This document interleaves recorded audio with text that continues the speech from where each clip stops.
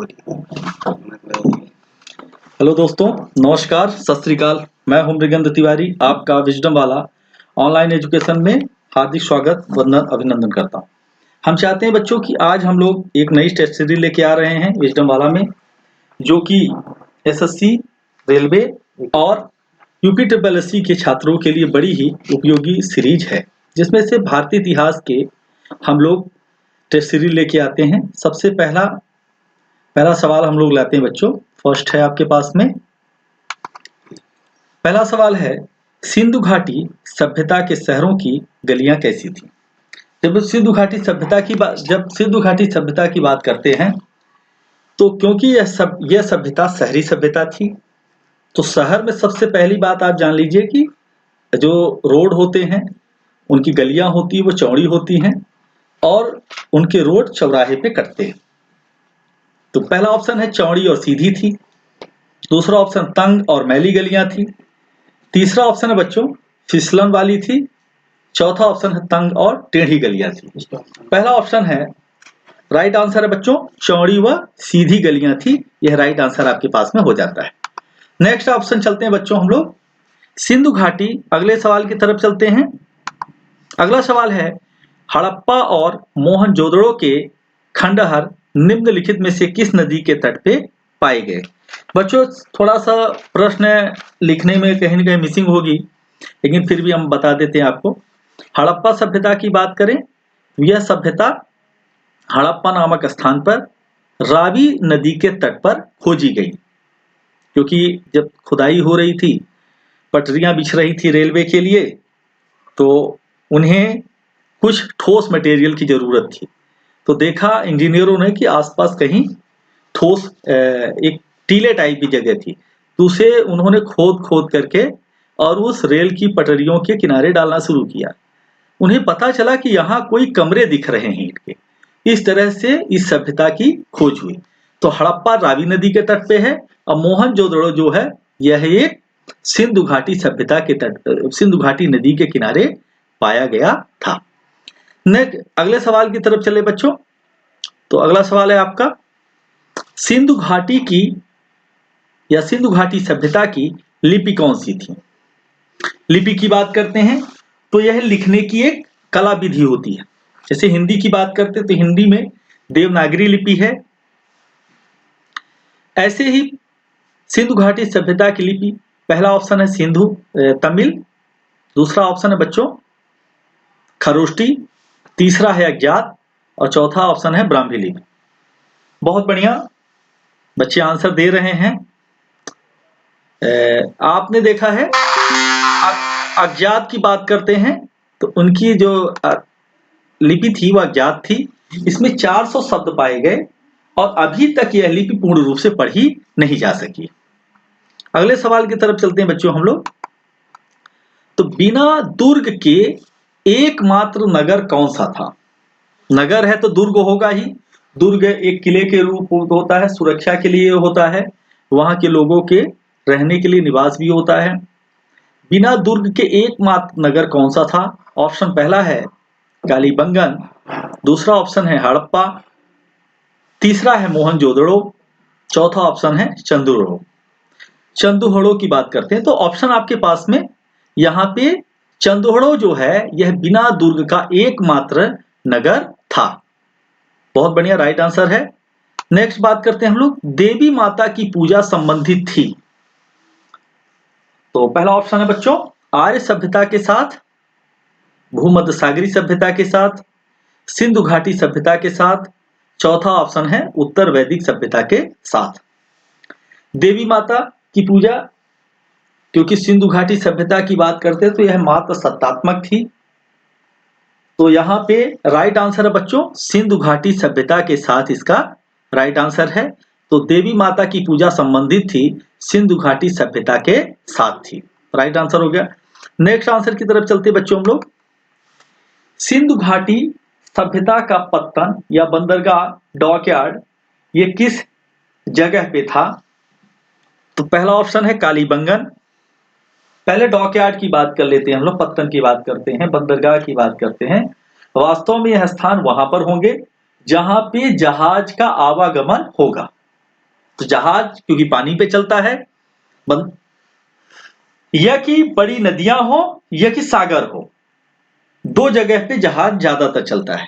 तो क्योंकि कालीबंगन, रोपण, मोहनजोदड़ो और लोथल, इनमें से लोथल समुद्र के किनारे था और यह गुजरात वर्तमान पे या उस समय का वर्तमान का गुजरात भोगवा नदी के किनारे लोथल नामक स्थान पर यह जो है बंदरगाह था। अगले ऑप्शन की तरफ चलते बच्चों, नेक्स्ट क्वेश्चन चलता है अपना। तो लोथल नामक स्थान, देखिए दोनों सवाल एक जैसे ही हैं, ऐसे ही एग्जाम में ज्यादातर प्रश्न एक एग्जाम में दो दो दे देते हैं ताकि वो बच्चों को डिस्टर्ब करते हैं या उनका ज्ञान लेना चाहते हैं। लोथल नामक स्थान पर निम्नोत्तर या निम्न सभ्यताओं में से किसका जहाजी मालघाट या मैं कहूं बंदरगाह था? तो पहला देख लीजिए बच्चों, सिंधु घाटी सभ्यता, मेसोपोटामिया सभ्यता, तीसरा ऑप्शन है मिस्र की सभ्यता, चौथा ऑप्शन है फारसी। क्योंकि पिछला आपने लोथल सिंधु घाटी से संबंधित था, तो लोथल नामक स्थान जो है उस सिंधु घाटी सभ्यता के अंतर्गत आता है। बहुत बढ़िया, राइट आंसर है बच्चों। अगले सवाल की तरफ हम लोग बढ़ते हैं। सिंधु अर्थव्यवस्था की ताकत क्या थी? देखिए, यदि हम अर्थव्यवस्था की बात करते हैं, किसी भी सभ्यता या किसी भी राज्य, किसी भी मैं कहूं समाज, उसकी सबसे बड़ी ताकत उसकी अर्थव्यवस्था होती है। यदि अर्थ नहीं तो कोई भी काम नहीं। बिना अर्थ के सारे काम अवरुद्ध हो जाते, बिना लक्ष्मी के सारे काम अवरुद्ध। यदि मैं पूरे जितने भी 200 लगभग देश हैं उनमें बात करूं, तो यदि मैं पूरी दुनिया के 100 रुपए मानता हूं, उसमें 25 रुपए से ज्यादा यूएसए के पास में है, 20 रुपए लगभग चाइना के पास में है, भारत के पास 4 रुपए है। यदि 100 रुपए की बात करूं, कहने का मतलब है कि यूएसए दुनिया का 1/4 से ज्यादा पावर रखता है पूरी दुनिया में। तो ये जान लीजिए सिंधु घाटी की अर्थव्यवस्था की बात करें, क्योंकि सिंधु घाटी शहरी अर्थव्यवस्था थी। पहला ऑप्शन है कृषि, दूसरा है व्यापार, तीसरा चाक पर बनाए गए मिट्टी के बर्तन, चौथा है बढ़ईगिरी। राइट आंसर है बच्चों व्यापार, क्योंकि शहर के लोग ज्यादातर व्यापार करते हैं, खेती किसानी कहां करेंगे। अगला ऑप्शन है, नेक्स्ट सवाल देखते हैं। सिंधु सभ्यता के टेराकोटा, टेराकोटा का मतलब होता है कि मिट्टी को पका के बनाया गया खिलौना या कोई भी प्रतीक चिन्ह। सिंधु सभ्यता के टेराकोटा में निम्नलिखित में से कौन से पालतू जानवर विद्यमान नहीं था या मौजूद नहीं था? कौन से जानवर की हमें वो आकृति नहीं मिली या उनके चिन्ह नहीं मिले? पहला ऑप्शन है भैंस, दूसरा है बच्चों भेड़, तीसरा ऑप्शन गाय, चौथा ऑप्शन सुअर। राइट आंसर इसमें से गाय होगा, क्योंकि गाय के प्रमाण नहीं मिले, लेकिन हाँ कुबड़ वाले सांड के प्रमाण मिले थे, ये सच है। अगले सवाल की तरफ चलते हैं बच्चों। नेक्स्ट सवाल हम लोग देवी माता की पूजा संबंधित है। पहला आर्य सभ्यता, भूमध्य सागरी सभ्यता के साथ, तीसरा है सिंधु घाटी सभ्यता के साथ, चौथा है उत्तर वैदिक सभ्यता के साथ। देवी माता, क्योंकि सिंधु घाटी सभ्यता एक मात्र सत्तात्मक थी, माता को प्रधानता थी, तो निश्चित ही यह देवी माता की पूजा सिंधु घाटी सभ्यता के अंतर्गत आती है। राइट आंसर राज जी ने इसका सही आंसर दिया है, बहुत बढ़िया, शाबाश राज। इसको शेयर भी करते रहिए आप लोग अपने अपने ग्रुप में, और यह जो प्रैक्टिस सेट है ये लगातार जारी रहेगा। मैं चाहता हूं रेलवे आगामी जो एग्जाम है 23 जनवरी से शायद इसके फॉर्म भरे जा रहे हैं, उसके पहले से हमारे कहते हैं कि तैयारी जितनी शानदार होगी, जितनी शांति से और जितने शानदार तरीके से हम लोग तैयारी करते हैं, उसके रिजल्ट शोर मचाते हैं। तो हमें इस तरह से काम करना है। अगले सवाल की तरफ चलते हैं बच्चों। 14 क्वेश्चन है, वैदिक आर्यों का प्रमुख भोजन क्या था? यदि हम आर्यों की बात करते हैं तो आर्य बेसिकली ग्रामीण सभ्यता से थे। आर्य ग्रामीण सभ्यता से थे और ग्रामीण लोग ज्यादातर खेती किसानी पर ही निर्भर रहते हैं। क्योंकि अक्सर आपने सुना भी होगा, महाभारत देखा और भी जो चीजें देखी, उसमें गाय को ज्यादा महत्व दिया गया, गाय को पूज्य माना गया। तो पहला ऑप्शन आपने देखा जौ और जावल, जावल या चावल, दूसरा ऑप्शन है दूध और उसके उत्पाद, तीसरा ऑप्शन है चावल और दालें, चौथा ऑप्शन है बच्चों सब्जियां और फल। राइट आंसर दूध और उसके उत्पाद, क्योंकि क्योंकि गाय पालते थे, पशुपालक थे, इसलिए दूध और उसके उत्पाद उसका सेवन करते थे। अगले सवाल की चलते हैं बच्चों। निम्नलिखित में से कौन सा मनुष्य द्वारा सबसे पहले प्रयोग किए जाने में से था? मैं कहूं कि मनुष्यों के द्वारा सबसे पहले किस फसल का उपयोग किया गया? तो आप जब भी अपने घरों में कभी आपने देखा हो कहीं यज्ञ और हवन की बात होती है तो पंडित जी सबसे पहले जौ मंगाते हैं, क्योंकि उसे पवित्र शुद्ध माना जाता है, क्योंकि पहले जौ ही होता था, इसीलिए जौ मंगाए। तो यहां ऑप्शन आपने देखा है, कुछ चीजें हम देख करके भी आंसर राइट कर सकते हैं। जौ या यव, जय या ओट, जिसे ओट सब आजकल लोग हाई फाई लोग खाने लगे हैं ओट्स, राई, और चौथा ऑप्शन गेहूं। तो आपने देखा है पहला ऑप्शन बच्चों जौ और यव, यह है। मुकेश जी ने इसका राइट आंसर दिया है, थैंक यू मुकेश जी, और ऐसे ही पढ़ते रहिए। नेक्स्ट सवाल की तरफ चलते हैं बच्चों हम लोग। अगला सवाल है आपके पास में, वैदिक लोगों द्वारा किस धातु का उपयोग किया गया था? वैदिक सभ्यता की बात करते हैं तो वैदिक सभ्यता में बच्चों चांदी का उपयोग किया गया, सोने का, लोहे का या तांबे का? देखते हैं कौन सबसे पहले आंसर देता है। बहुत बढ़िया, विवेक जी का राइट आंसर है तांबा। और मैं कहूं कि वैदिक लोगों द्वारा सबसे पहले तांबे का उपयोग किया गया, उत्तर वैदिक काल में लोहे का उपयोग किया गया, क्योंकि लोहे का जब उपयोग किया गया तो लोहा ज्यादा धारदार था, उससे ज्यादा जंगल काटे गए और उससे ज्यादा हम खेती किसानी करने लगे, तो हमारी जो कृषि की अर्थव्यवस्था थी और ज्यादा मजबूत होती गई। बहुत बढ़िया, अगले सवाल की तरफ देखो बच्चों। एक सवाल से हिंट समझिए, एक सवाल से बहुत सारे सवाल हमारे क्रिएट होते हैं, उनके आंसर मिलते हैं आपको। अगला सवाल है, नेक्स्ट हम लोग देखते हैं, वेद शब्द का अर्थ है। वेद चार हैं, ऋग्वेद, यजुर्वेद, सामवेद और अथर्ववेद। पहला वेद ऋग्वेद है और अंतिम वेद अथर्ववेद है, अथर्वा ऋषि के द्वारा लिखा गया अथर्ववेद। और इस तरह से हम लोग देखते वेद शब्द का अर्थ है, क्योंकि वेद में ज्ञान की बातें हैं। तो पहला ऑप्शन है ज्ञान, दूसरा ऑप्शन है बुद्धिमत्ता, तीसरा ऑप्शन है कुशलता, चौथा ऑप्शन है बच्चों शक्ति की बात करते हैं। इसमें राइट आंसर है ज्ञान की बात करते हैं, वेद में ज्ञान का, वेद का अर्थ ही ज्ञान है। अगले सवाल की तरफ चलते हैं हम लोग। नेक्स्ट सवाल है आपके पास में, नेक्स्ट आ गया है, जैसे आर्य प्रश्न को, किसी भी सवाल को जब इस तरह के सवाल बड़े हों तो उनके आंसर बड़े छोटे होते हैं, सिर्फ आपको उसे ध्यान से पढ़ने की जरूरत पड़ती है। पहला जैसे लिखा ही आर्य, आर्य पूर्व, मतलब आर्य जो है आर्य पूर्व, आर्यों के पहले जो लोग थे उनके बारे में कह रहा है कि आर्य उनसे कितना बेहतर करते थे, इस बारे में बात कर रहा है, के साथ अपने संघर्षों में सफल रहे। क्योंकि पहला, उन्होंने बड़े पैमाने पर हाथियों का प्रयोग किया, दूसरा ऑप्शन है वे अधिक लंबे और अधिक बलवान थे, तीसरा ऑप्शन वे एक उन्नत शहरी संस्कृति से थे, चौथा ऑप्शन बच्चों उन्होंने घोड़े द्वारा चलाए जा रहे रथों का प्रयोग किया। आर्यों में आपने अक्सर महाभारत देखा होगा, जब युद्ध होता था तो जो महारथी सभी थे, रथी महारथी घोड़े पर ही सवार होते थे। अर्जुन का अपना अलग रथ था जिसे वरुण देव ने दिया था, अग्निदेव ने दिया था उसे, अर्जुन को वो रथ। तो आर्यों का घोड़े द्वारा चलाए जा रहे रथों का प्रयोग हुआ। और बात करते हैं, क्योंकि आर्यों का यह मनोरंजन का साधन भी घुड़दौड़ था।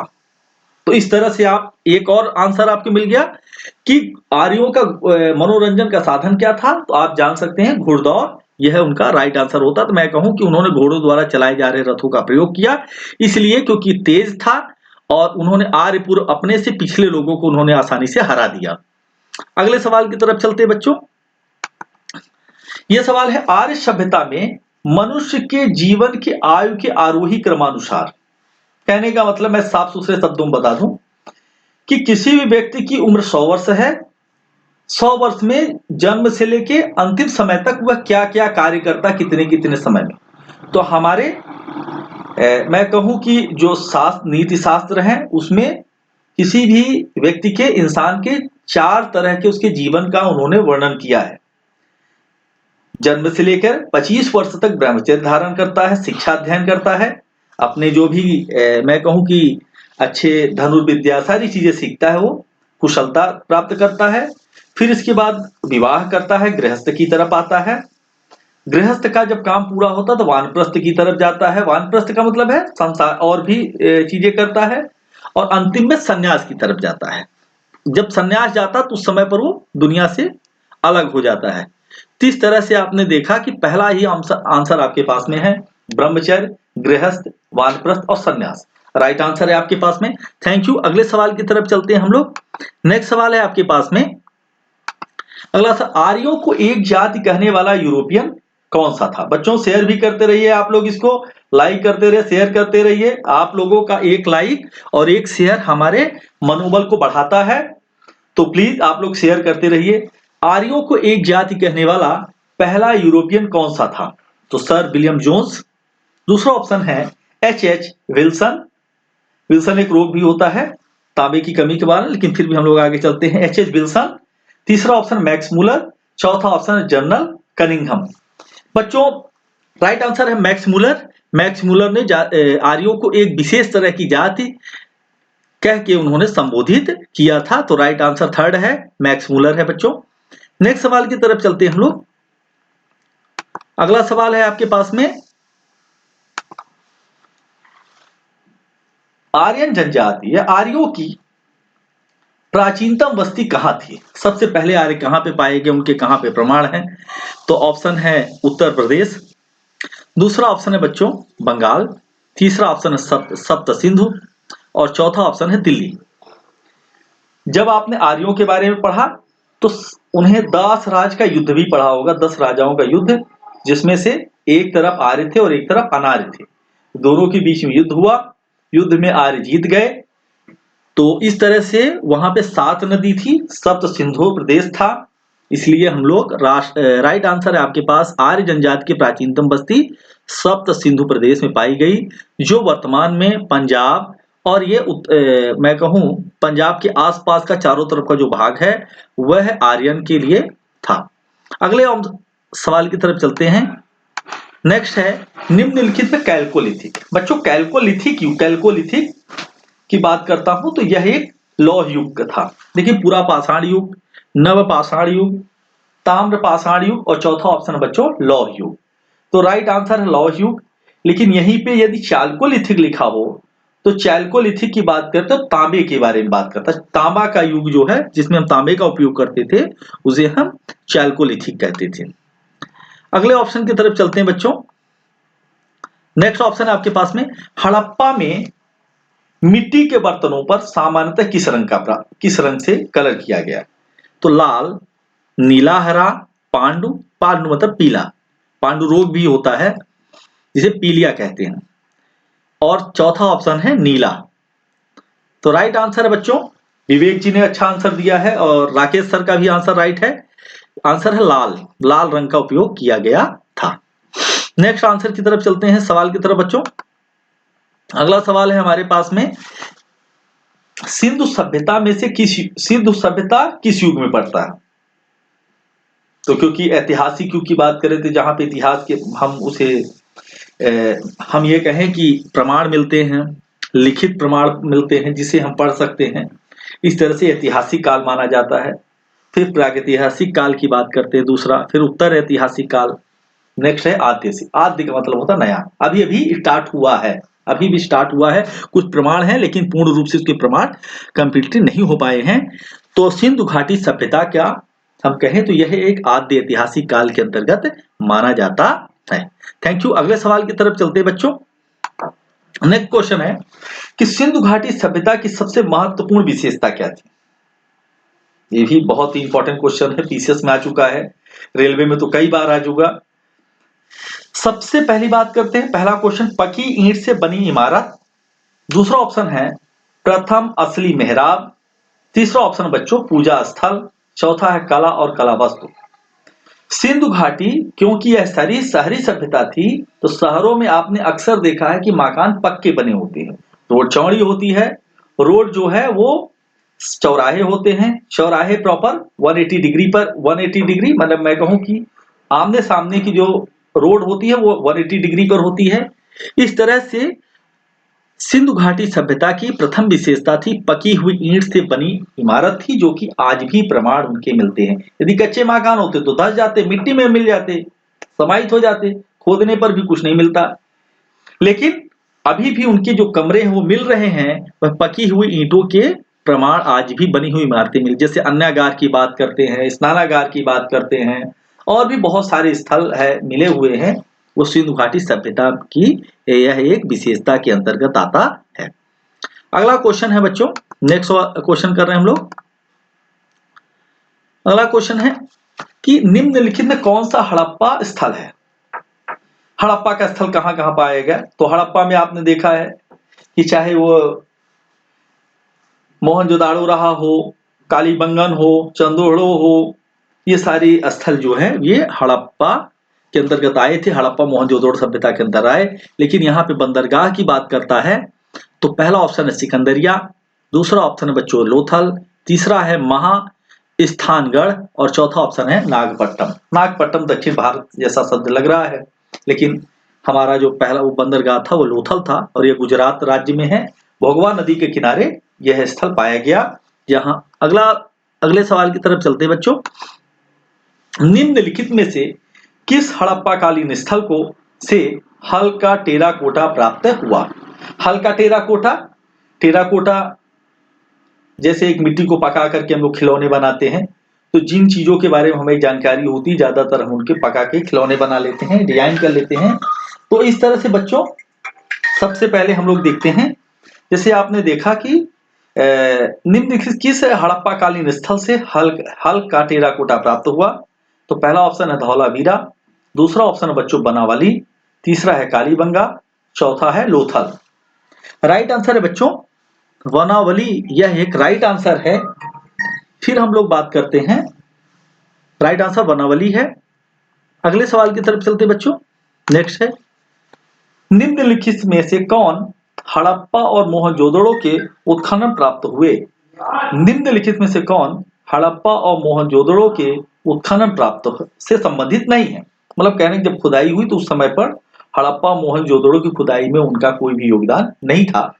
उनमें से पहला ऑप्शन है आर.डी. बैनर्जी, दूसरा है के.एन. दीक्षित, तीसरा है बच्चों एम.एस. वत्स, चौथा है VA. Smith. RD. Banerjee, KN. Dixit और एम.एस. वत्स ये इनका योगदान था, प्रमुख योगदान था। लेकिन वी.एस. स्मिथ का हड़प्पा और मोहनजोदड़ो के उत्खनन में कोई भी योगदान नहीं था। यह राइट आंसर फोर्थ नंबर है, वी.एस. स्मिथ के बारे में है। अगला सवाल चलते हैं बच्चों। नेक्स्ट सवाल आता है आपको, जैसे हम लोगों ने देखा, हाँ अगला ये बहुत इंपॉर्टेंट क्वेश्चन है बच्चों, अक्सर एग्जाम में आता है, इसे जरूर एक बार ध्यान से आप लोग देखिएगा, एक बार दो बार देखिए। भोगजकोई की बात करते हैं। भोगजकोई यह है, इसका महत्व क्यों है? चाहे वो रेलवे हो, यूपीएससी हो, चाहे पीसीएस हो, एसएससी हो, यूपी ट्रिपल एससी हो, या टीचर की किसी भी तरह की एग्जाम हो जिसमें जीएस पूछे जाते हैं और इतिहास के सवाल होते हैं, उसमें जरूर इस तरह के सवाल आते हैं। जैसे प्रश्न आता है भोगजकोई का महत्व क्यों है? इसलिए है। पहला ऑप्शन है वहां जो अभिलेख प्राप्त हुए उनमें वैदिक देवी एवं देवताओं का वर्णन मिलता है।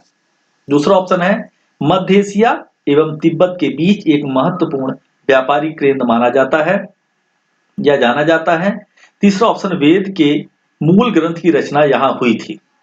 चौथा ऑप्शन है उपयुक्त में से कोई नहीं। बच्चों मैं भोगजकोई के बारे में बता देता हूं तो आपको आंसर सब समझ में आ जाएंगे। भोगजकोई यह एक मध्य एशिया माइनर में खोजा गया स्थान था। 1907 में इसे कीलकर महोदय ने इसे खोजा था। 1907 की बात करते हैं ये, और खोजने पर कार्बन डेटिंग से प्राप्त हुआ कि यह 1400 ईसा पूर्व के का पुराना यह एक अभिलेख था और इसमें जिनके प्रमाण मिलते हैं वैदिक देवताओं के प्रमाण मिलते हैं इस अभिलेख में। जैसे इंद्र के बारे में बात है, उसमें वर्णन है, वरुण है, मित्र है और नासत्य है। इस तरह से 4 देवताओं के वर्णन मिलते हैं। बाकी और भी देवी देवताएं हैं, लेकिन ये प्रमुख रूप से देवी देवता हैं जिनके बारे में वर्णन मिलता है। तो इस तरह से ऑप्शन आपके पास पहला ही सही हो जाता है। वहां जो अभिलेख प्राप्त हुए उनमें वैदिक देवी एवं देवताओं का वर्णन मिलता है। अगले सवाल की तरफ चलते हैं बच्चों। नेक्स्ट सवाल है आपके पास में, महात्मा बुद्ध का परिनिर्वाण कहाँ हुआ?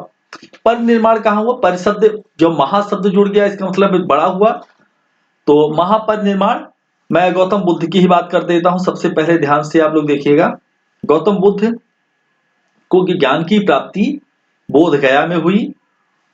गया में उन्हें ज्ञान प्राप्त हुआ। पहला उपदेश उन्होंने सारनाथ, जो वाराणसी वर्तमान पे है, वहीं पे एक जगह है सारनाथ, जहां पे अशोक स्तंभ बना हुआ है। सारनाथ में उन्होंने पहला अपना उपदेश दिया। इसके बाद अंतिम समय, जिंदगी अपने जीवन के अंतिम पल उन्होंने कुशीनारा या कुशीनगर में उन्होंने बिताए। भोजन करने के बाद रात्रि में उनके पेट में अत्यधिक दर्द हुआ और जिस पीड़ा की वजह से उन्हें महापरिनिर्वाण या मृत्यु हुई, पर महापरिनिर्वाण प्राप्त हुआ। तो कहते हैं कि महात्मा बुद्ध का महापरिनिर्वाण कुशीनगर में हुआ, वर्तमान का कुशीनगर। धन्यवाद दोस्तों, नमस्कार। ये मैं चाहता हूं आप लोग विजडम वाला ऑनलाइन एजुकेशन चैनल को सब्सक्राइब करिए, शेयर करिए और अपने दोस्तों में शेयर करिए, इसको ऑल ग्रुप में शेयर कर दीजिए। हम लोग नया टेस्ट सीरीज ला रहे हैं लगातार आप लोगों के लिए, यह बड़ा ही लाभदायक और मैं कहूँ बहुत उपयोगी है टेस्ट सीरीज रहेगा, जो एसएससी के एग्जाम के लिए है, रेलवे के एग्जाम के लिए है, ग्रुप डी का एग्जाम आ रहा है, यूपी SSC का एग्जाम आ रहा है, और भी बहुत सारे हम लोग जितने भी स्टैटिक जीके की चाहे हो चाहे साइंस हो सभी लेके आएंगे। तो प्लीज आप लोग इसको शेयर करिएगा। Thank you, thank you, thank you, thank you. धन्यवाद।